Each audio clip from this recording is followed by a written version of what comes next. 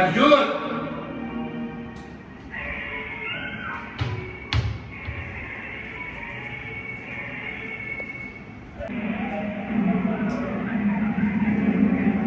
جود ليش هذا الصوت العالي؟ جيت قاعد طيب على التلفزيون، ليش هذا الصوت العالي؟ إذا بعيد ما أشوف ما تسمع، يعني هسه قوم وياي، قوم. يعني إذا قعدنا هنا ما أشوف وما أسمع؟ ما أشوف ما أسمع.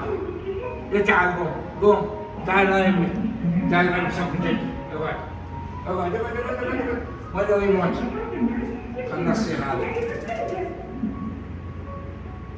جدو حبيبي. الجلوس امام التلفزيون زين يؤذي البصر اذا كنت انت قريب عليه. كذلك الصوت العالي مال التلفزيون راح يؤذي الاذانات مالتك، لان السمع مالك راح يؤذيك اياه، يخليك بعد ما تسمع. وانت جاي عليك مدرسه قريبه راح تداوم ويا اصدقائك.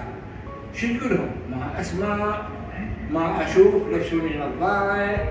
جد جلوسك هذا خاطئ. ما يصير تقعد امام التلفزيون قريب والصوت ماله عالي.